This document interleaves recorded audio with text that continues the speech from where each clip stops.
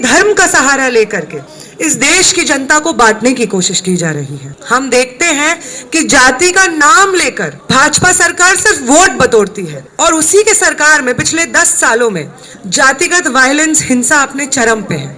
हम देखते हैं कि तमाम छात्रों युवाओं को दंगे करवाने के लिए जो सरकार सड़कों पे उतारती है, सड़कों पे उतरने को मजबूर करती है, उन्माद नफरत फैलाती है, वही सरकार से जब हम पूछते हैं कि शिक्षा का क्या हिसाब है, पिछले 10 सालों में आप कितनी नई यूनिवर्सिटियां खोले हैं, पिछले 10 सालों में स्कॉलरशिप का क्या हाल है, पिछले 10 सालों में कितने ऐसे लोग हैं जो गांव देहात से आकर के, वंचित तबकों से आकर के यूनिवर्सिटी कॉलेजेस में दाखिला ले पाए। जब हम ये तमाम सवाल पूछते हैं तो हमें एंटी नेशनल बोल करके चुप कर दिया जाता है, हमें ऑपोजिशन बोल करके चुप कर दिया जाता है, हमें ये बोला जाता है कि आप चाइना से पैसा लेते हैं, अमेरिका से पैसा लेते हैं, कांग्रेस आपको फंड करती है, हमको चुप करवाया दिया जाता है।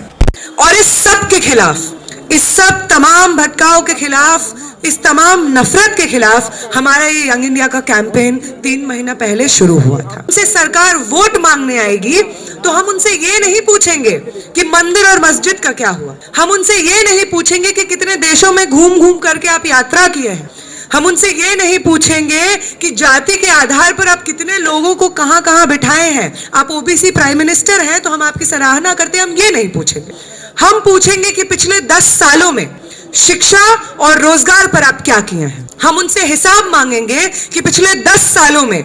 यहाँ के जो छात्र युवा हैं जिस तरीके का दमन झेल रहे हैं उसका हिसाब कौन देगा। और इसी मुहिम में हमारी सिग्नेचर कैंपेन पूरा 2 महीना चलती है। दिसंबर और जनवरी के दोनों महीने हम लोग ये सिग्नेचर कैंपेन चलाते हैं और फरवरी के महीने में एक मास लेवल पे राष्ट्रीय रेफरेंडम हम कराते हैं। 55 से ज्यादा यूनिवर्सिटीज में पूरे देश भर में ये रेफरेंडम होता है। 1 लाख के करीब स्टूडेंट्स सिग्नेचर करते हैं और एक स्वर में ये कहते हैं कि हमें मंदिर और मस्जिद से उतना मतलब नहीं है, हमें शिक्षा और रोजगार के सवालों पर जवाब चाहिए। एक स्वर में स्टूडेंट्स कहते हैं कि इस बार का लोकसभा का चुनाव अगर लड़ा जाएगा तो वो कॉन्क्रीट शिक्षा और रोजगार के मुद्दों पे लड़ा जाएगा। और एक स्वर में ये डिक्लेयर करता है यंग इंडिया, इस देश के नौजवान, इस देश के छात्र डिक्लेयर करते हैं कि क्योंकि आने वाले चुनाव में हम लोग देख रहे हैं कि दिल्ली के बॉर्डर पे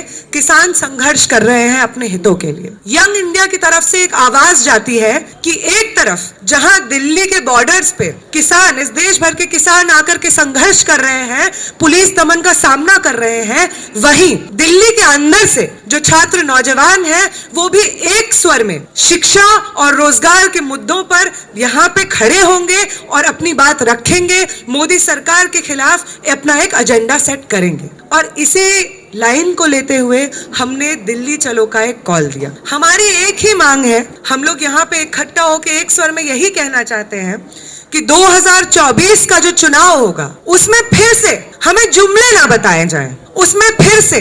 हमें 2 करोड़ नौकरियां, नई नौकरियां देने का वादा करके जैसे ही चुनाव खत्म होता है उस पर यू टर्न न लिया जाए। हमें यूनिवर्सिटी स्कूल्स प्रॉमिस करके जैसे ही चुनाव खत्म होता है उस पर चुप्पी ना साध ली जाए। हमारी डिमांड है कि इस बार जो 10 साल से हमें जुमले सुनाए जा रहे हैं उसका हिसाब हो। पिछले 10 साल से जो नफरत फैलाई जा रही है राजनीति के नाम पे वो खत्म हो। और छात्र युवा यहाँ पे दिल्ली में इकट्ठा हुए हैं, किसानों के साथ सॉलिडारिटी में भी इकट्ठा हुए हैं। हम सब जानते हैं कि जो हमारा इनिशियल कॉल था वो एक रैली का कॉल था जो हम लोग जंतर मंतर पे करने वाले थे, लेकिन आज हम यहाँ पे हैं, सुरजीत भवन पे इकट्ठा हैं क्योंकि पूरे दिल्ली में 144 लगा दिया गया है। ये सोचने की बात है कि वो अन्नदाता जिनका नाम लेकर के, जिनके बारे में जय जवान जय किसान का नारा लगा करके चुनाव के वक्त यही भी भाजपा की सरकार वोट बटोरती है,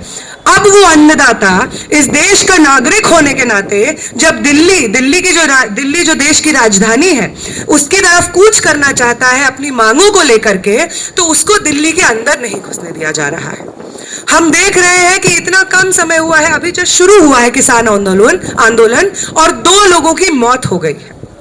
हम देख रहे हैं कि वो तमाम किसान जो इस वक्त दिल्ली की सरहद पे खड़े हुए हैं, एमएसपी की डिमांड को लेकर, अपनी तमाम डिमांड, अपने हक की डिमांड को लेकर, जमीन की डिमांड को लेकर, फसल को बचाने के लिए अपनी डिमांड को लेकर दिल्ली के बॉर्डर्स में इकट्ठा हुए हैं, उनके ऊपर पैलेट गन की बौछार की जा रही है, उनके ऊपर टीयर गैस के गोले फेंके जा रहे हैं। इतना दमन उनको आज झेलना पड़ रहा है, और दिल्ली से कहीं दिल्ली की जनता उनके समर्थन में न उठ खड़ी हो, इसको इंश्योर करने के लिए पूरे दिल्ली भर में 144 की धारा लगा दी गई है।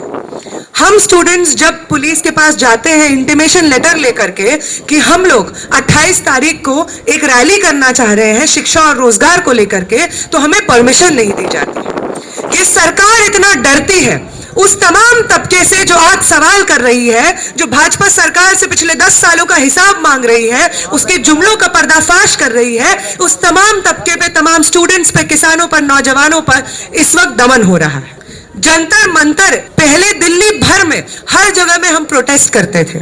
हम लोगों ने सीएए का प्रोटेस्ट पुलिस हेडक्वार्टर पे किया, हमने सीएए का प्रोटेस्ट यूपी भवन पे किया, हरियाणा भवन पे किया, हमने यूजीसी का प्रोटेस्ट नॉन नेट की फेलोशिप के लिए प्रोटेस्ट किया, नेट की फेलोशिप के लिए प्रोटेस्ट किया यूजीसी भवन पे। हमने दिल्ली के चप्पे चप्पे पे अपना हक मांगने के लिए प्रोटेस्ट किया है। लेकिन जब से ये भाजपा की सरकार सत्ता में आई है, हमें छात्रों को, तमाम सिविल सोसाइटी को, देश के नागरिकों को, दिल्ली के नागरिकों को जंतर मंतर पे महदूद कर दिया गया है। और आज जब 2024 के इलेक्शन आने वाले हैं, उनके जो पीआर कैंपेन है उस पे कोई लालछन ना लगे, उनका जो छवि है उस पे कोई सवाल ना उठे, इसके लिए आज हम सब के सामने जंतर मंतर के भी दरवाजे बंद कर दिए गए हैं। इस मंच से, यंग इंडिया के मंच से हम इसकी कड़ी निंदा करना चाहते हैं और बोल देना चाहते हैं भाजपा सरकार को कि जो ये प्रतिरोध है, इसका हक हमें संविधान देता है। कोई दिल्ली की पुलिस, कोई भाजपा की सरकार ये हक हमसे छीन नहीं सकती है। इस देश के नागरिकों का हक जब छीना जाएगा, इस देश के कोर्ट्स, इस देश का संविधान ये इंश्योर करता है, हमें हक देता है, राइट देता है कि हम अपने हकों के लिए प्रोटेस्ट कर सके, और इस प्रोटेस्ट को हम करके रहेंगे। जिस कोने से हमें बेदखल किया जाएगा, हम दिल्ली के दूसरे कोने में वो प्रोटेस्ट करेंगे।